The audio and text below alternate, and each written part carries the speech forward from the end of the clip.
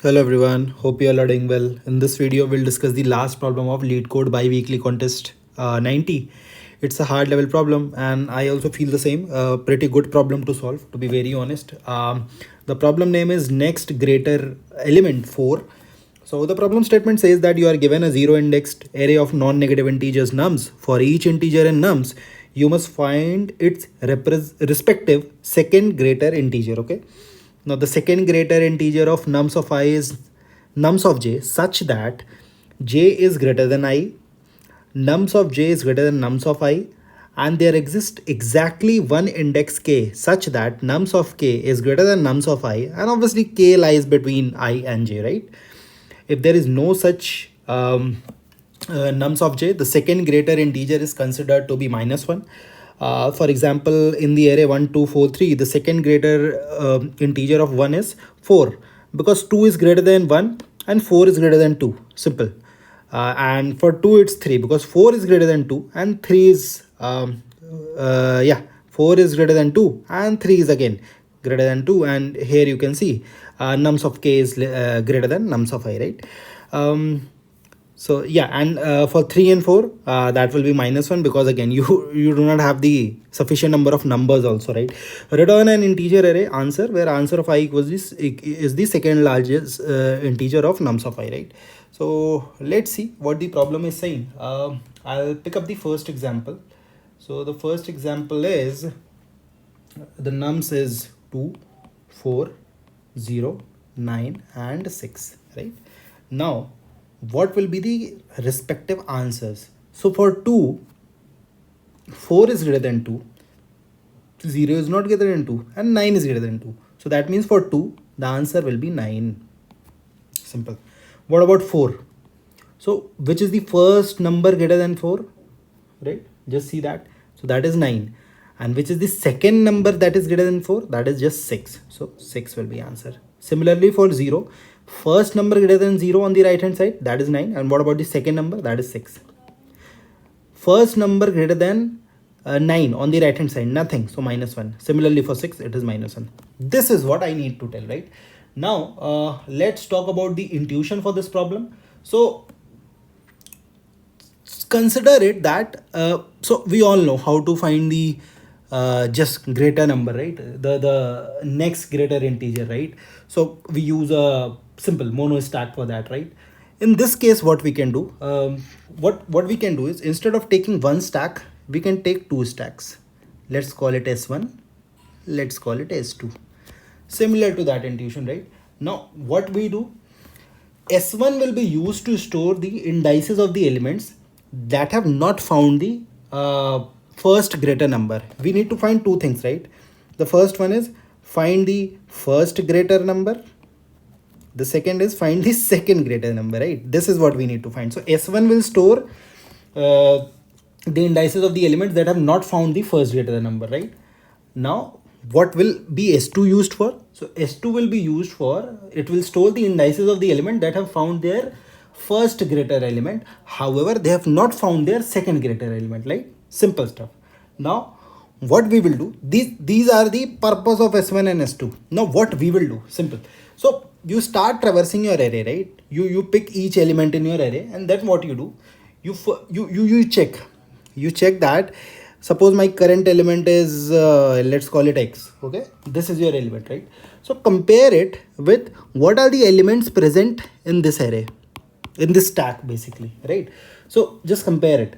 Now what you will do, if there are numbers, obviously these are present in sorted order, right? So what you do, you check that, you start checking from top right? And if you check that, if the number at the top is less than your current number, then what does it mean? Look, the numbers in S2 were the numbers who already found their first greater element. They were just waiting for their second greater element. Now X, for X, what is happening? The number that is present on the top is less than X. That means X is the second greater number for this element which is present at the top, right? That is the meaning of it, right? So what we do, we compare the current number with the top of the stack S2, right? Now you keep on popping your elements from S2 till the elements present at the top are less than X. because those elements have got their answer will be x for those elements, right? Now once you have done this, you come to stack s1, right? Then what you do, you compare you are still on the current number, you compare your number again, start from the top, you compare your number from the top. Now what will happen, suppose the number present on the top is less than x. So what does that mean? The numbers present here were not able to find any of their greater numbers, but since they are less than x, they have found their first greater element, right? So what I'll do, I'll move those numbers from s1 to s2, their state will change. So take a temp stack, temp array, temp stack, whatever you call it, right? Take that, and then what you do, you keep on pushing those numbers here, right? You keep on pushing those numbers here. Why? Because if you directly pick one element and push it here, na, so actually that can be also tried out, but generally we have taken a temp array in this case, and then finally what we are doing, we are picking up these elements and pushing it to s2 because their state has changed, right? Their state has changed. And finally, yeah, we do this, and finally what we do, we using this only, we change the state of our elements, and then we'll be good to go, right? So we do it for all the elements in our array, right? We do it for all the elements in our array, and then we'll be good to go, right? Some things to observe here are some things to, so basically this solution, the intuition of this solution, like the intuition here is very simple. The intuition of this solution is taken from obviously the rock star of Leetcode, that is Lee. I was going to some of the explanation. Obviously my solution was not that optimal, to be very honest. This was the most optimal solution that I found out, so the explanation was very cool, to be very honest. So that's why I thought we'll discuss this in this video, because obviously discussing the one of the best solution is the motive and not what I have done, right? So that's the reason. So S2 basically have the elements which have found their first greater element. S1 has the elements which do not have any greater element till now. So first you find the elements which are smaller than x, right? Which are smaller than x, and they have found their answer. Now you come here and pick up the elements, and whichever are less than x, that means they have found their first greater element, push it to S2, right? Simple stuff. Keep on doing this, and then finally for each I you will be getting your answer. Now what about the time complexity for this one? The time complexity for this one will be, just look, for each element it is pushed into s1 just once, right? At most once, right? And similarly that every element is pushed at most one is in s2 as well. So that means the time complexity will be big O of n, and space will be also big O of n, right? Because that is dependent on n, right? So yeah, that's it, I would say. Sort of simple stuff. Let's look into the code part. Honestly, when I saw this solution, I was sort of like amazed that okay, this is a great solution.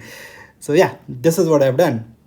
So on line number 3, we calculate what is the length of the array. We have taken 3 stacks. Temp 1 is to keep the temp state while you are moving from s1 to s2, right? Simple stuff.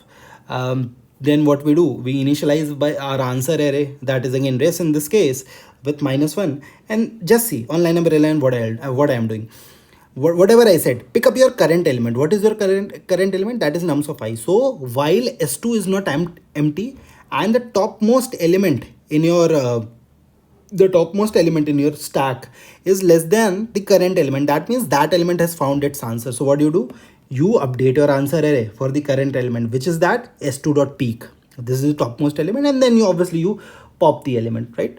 Similarly, you do that for the elements in s1. While s1 is not empty, while the topmost element is less than the current element, that means they have found their first greater element, push it into temp, pop the element, right? Now what you will do, on line number 21, what I've done, while temp is not empty, you do s2 dot push temp dot peak. Again, you are pushing the elements from temp to s2, right? Because this was the temp space that you took. Finally, s1 dot push I, because you are pushing the current element to the first stack, because the current element has not found any greater element, right? So that means it needs to be in s1, right? So yeah, this is the stuff that we have done. And finally, let me just submit it once again, and here we can see the answer is accepted. So yeah, to be very honest, a good problem to solve, one of the most interesting problem that I have seen in some of the previous contests. So yeah, I hope you learned something new from this video. Do support it by giving up thumbs up. Do subscribe to the channel. In case you have any queries, do let me know. I'll revert on each one of them. Thank you. Take care. Bye bye.